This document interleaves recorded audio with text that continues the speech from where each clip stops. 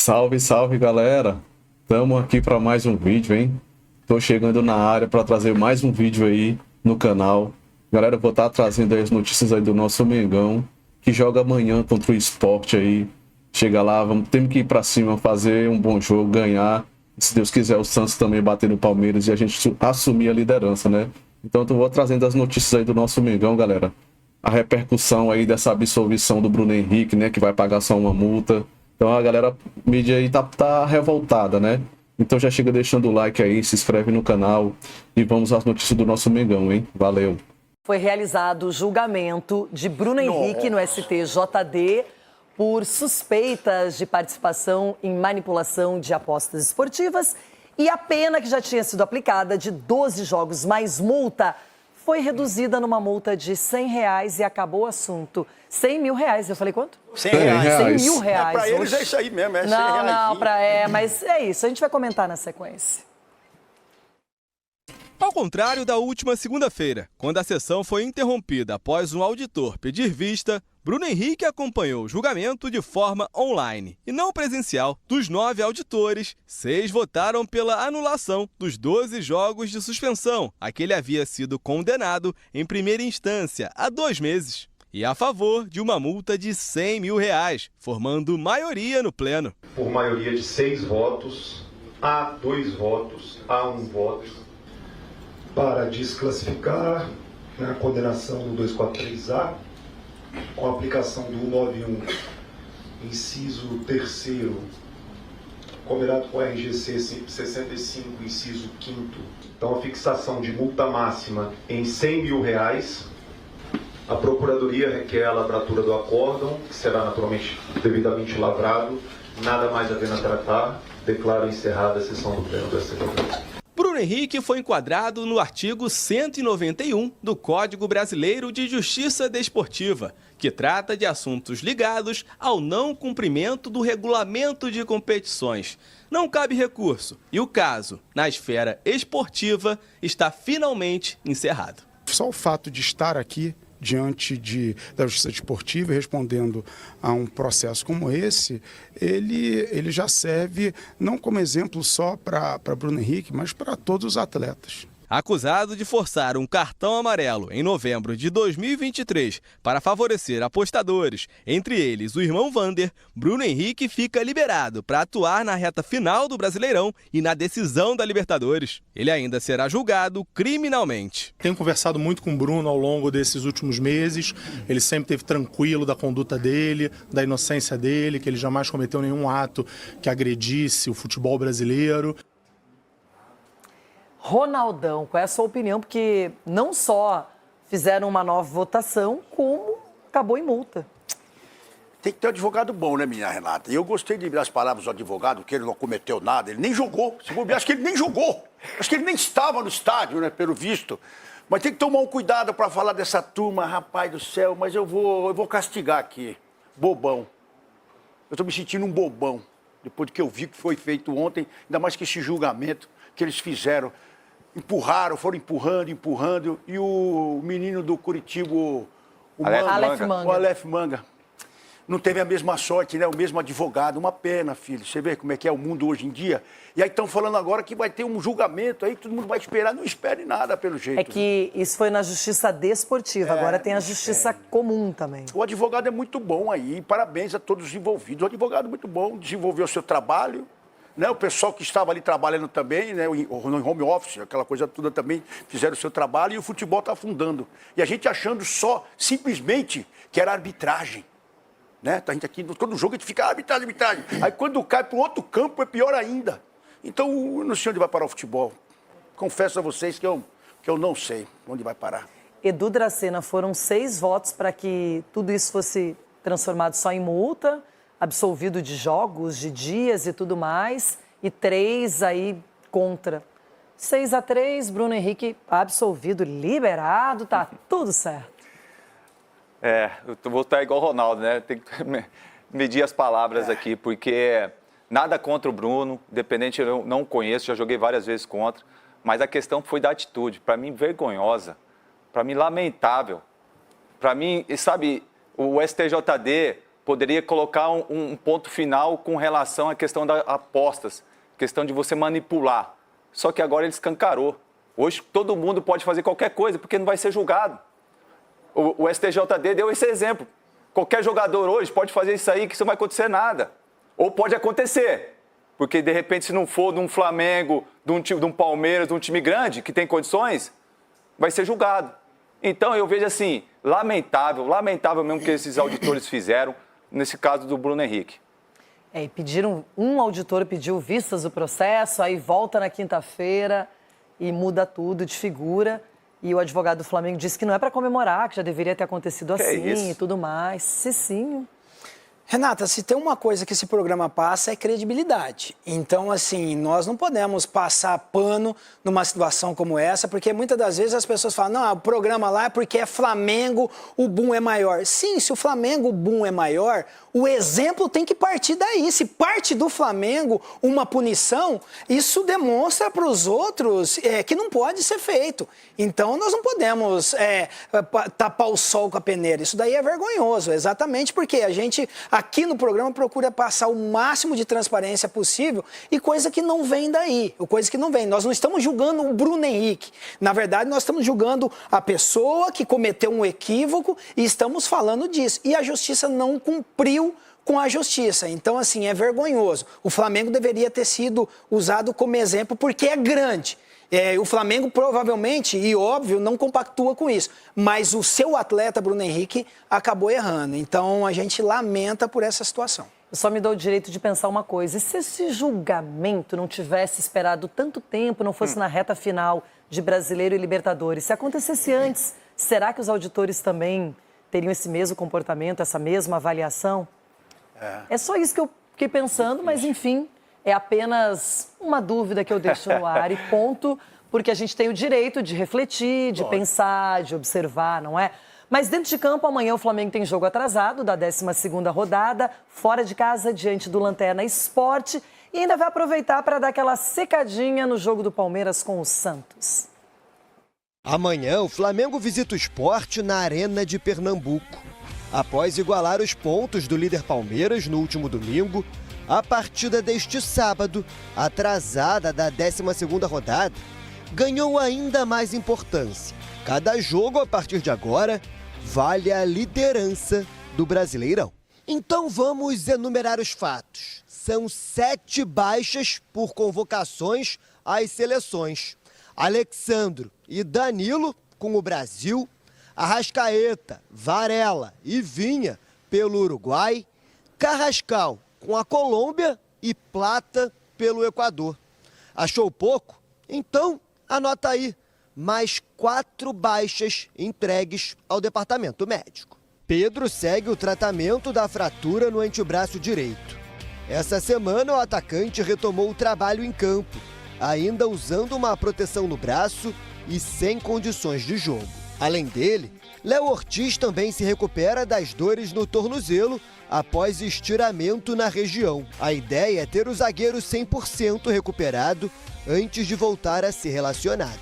Alan trata uma fascite plantar e Jorginho é o que está mais próximo de voltar ao time. Desde a semifinal da Libertadores, o meia se recupera de uma lesão na coxa, mas já treina com o grupo e vai ser reavaliado. O provável Flamengo tem Rossi, Emerson Royal, Léo Pereira, João Vitor e Ayrton Lucas, Pulgar e De La Cruz, Luiz Araújo, Cebolinha, Samuel Lino e Bruno Henrique. A pressão do Flamengo é maior do que nos outros clubes. Até mesmo a forma que os adversários vêm jogar contra o Flamengo é diferente por ser o Flamengo. Então nós enfrentamos isso ainda, além disso.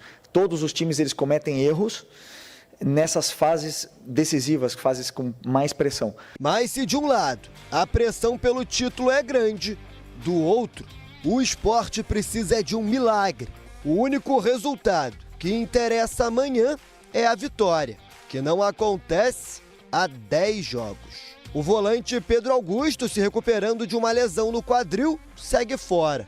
Assim como o lateral esquerdo Igor Cariús, em tratamento de um desconforto na panturrilha. Derek, artilheiro do time, com 6 gols, foi afastado por indisciplina e está fora da equipe em definitivo. Sendo assim, o interino, César Lucena, deve repetir o time que perdeu para o Atlético Mineiro por 4-2.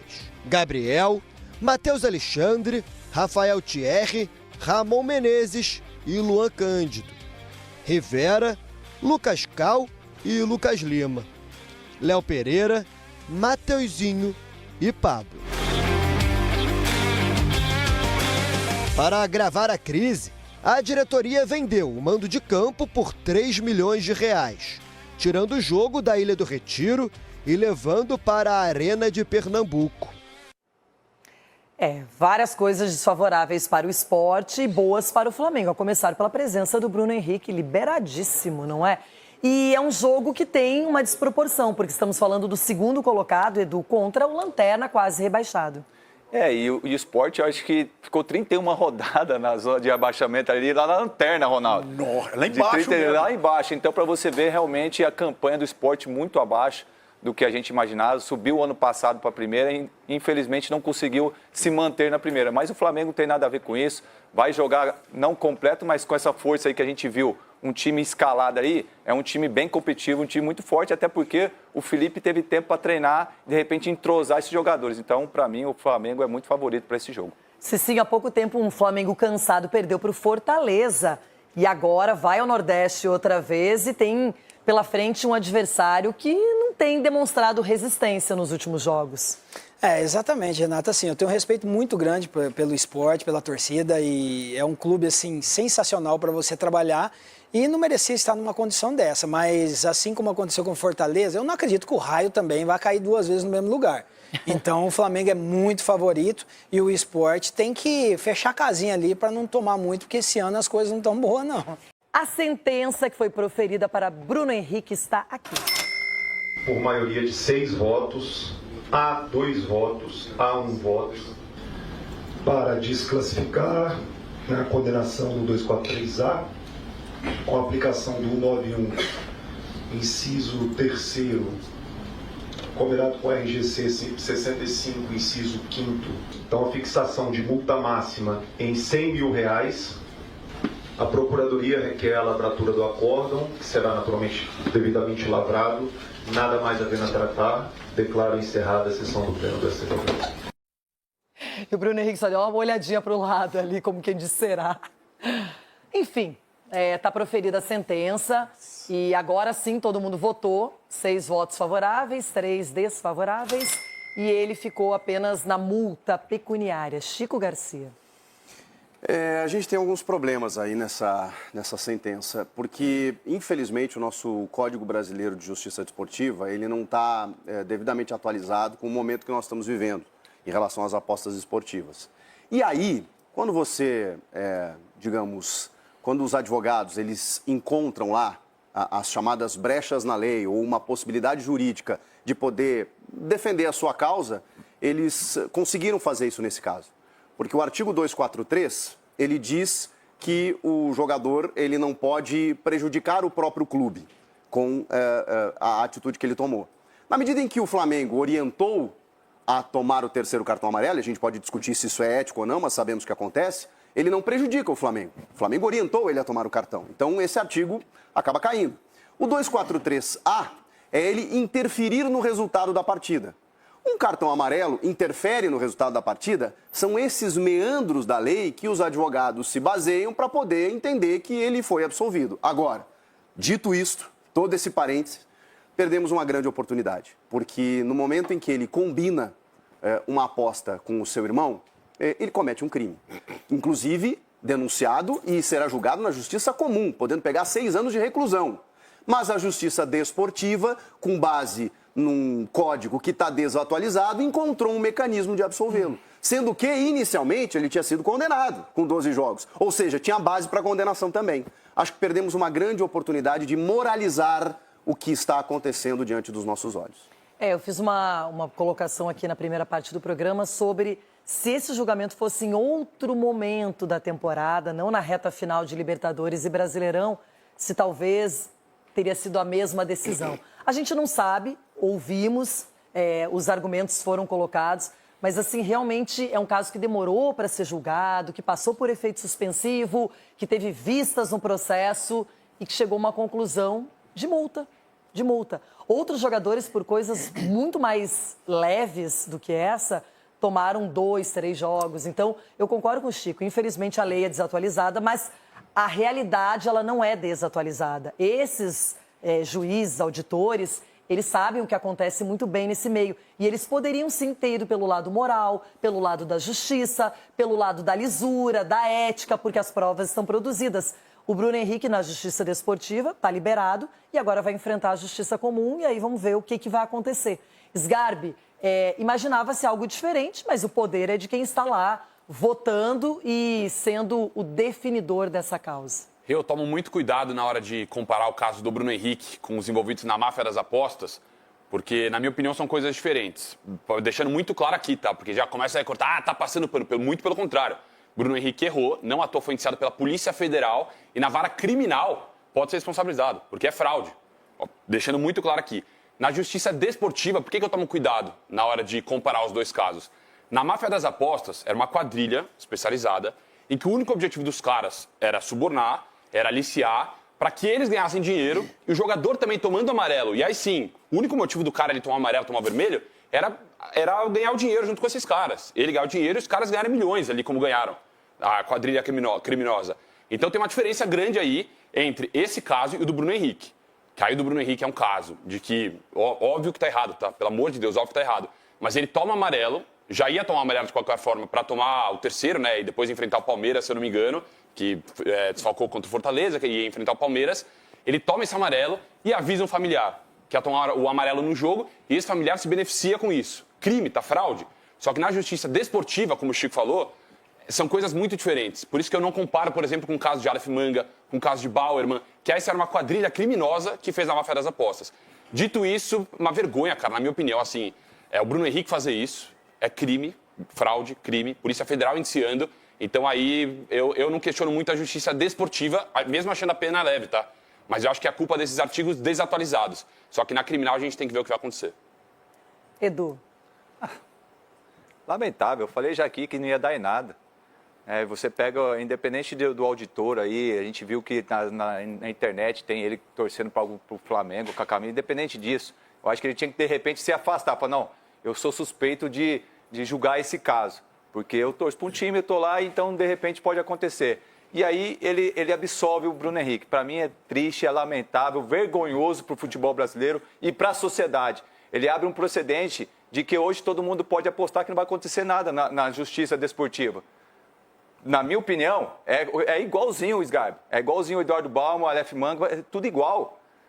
O cara tinha uma informação privilegiada e foi lá e avisou e apostou. Então, para mim, não tem diferença nenhuma. Vergonhoso, lamentável que o STJD fez ontem. Mas, Edu, não estou falando que... Eu acho que são casos que a gente tem que tomar cuidado para comparar por conta do que acontece. Era uma quadrilha criminosa no caso. E qual a diferença de uma quadrilha e de uma pessoa que você está falando? Edu, no caso era uma quadrilha criminosa que movimentava milhões e o único objetivo do cara tomar o amarelo, tomar o vermelho no jogo era beneficiar esses caras. O do Bruno Henrique não chegou ali. Por que você acha que o Bruno Henrique avisou o irmão? Então, e por que o irmão foi lá numa casa de apostas e apostou? É exatamente isso que eu estou falando. Eu só digo que o cartão... Você tem que cuidar. O atleta, ele produz tudo dentro do futebol. Ele produz os gols, as assistências, as jogadas, os cartões, as defesas. Sim, mas, Capelense, calma aí, eu tô falando baseado justamente... Não é sobre apostar, gente. Apostar qualquer pessoa pode fazer isso. É apostar sabendo que aquele resultado pode beneficiar Mas alguém. eu falo na justiça desportiva. Existe a brecha, como o Chico falou. Esse é o grande erro. Existe essa brecha.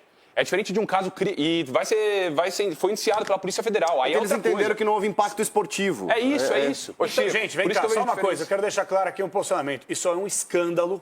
E o recado que dá para a população é: seja errado no Brasil.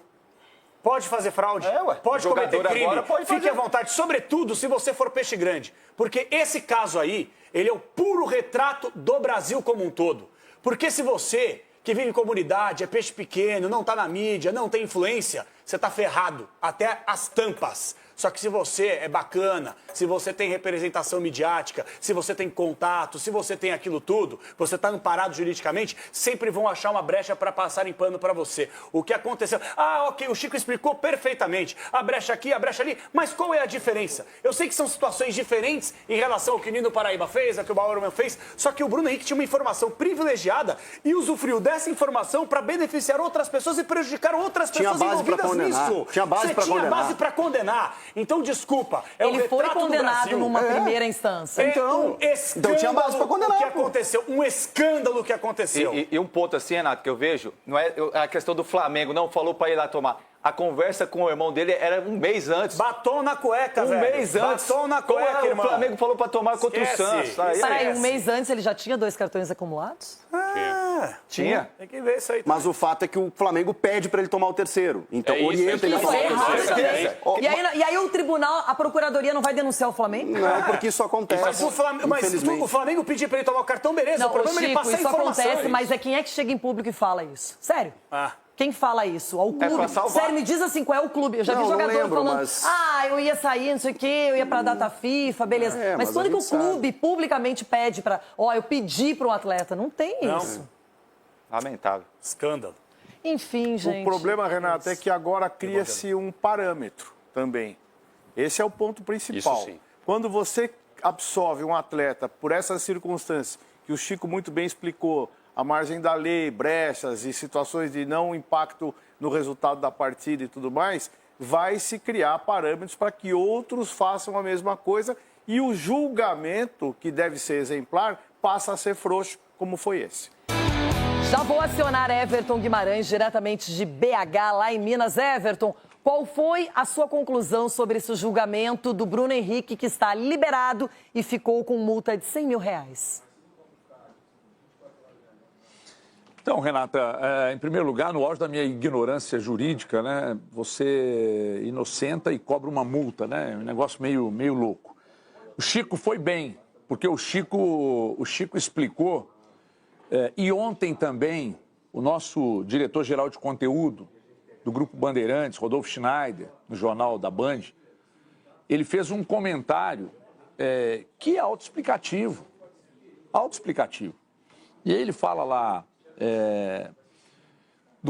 da posição que o Bruno Henrique ocupa e onde ele ocupa, ele fala de uma grande banca de advogados, isso faz diferença. Advogados competentes encontram essas brechas na lei aí.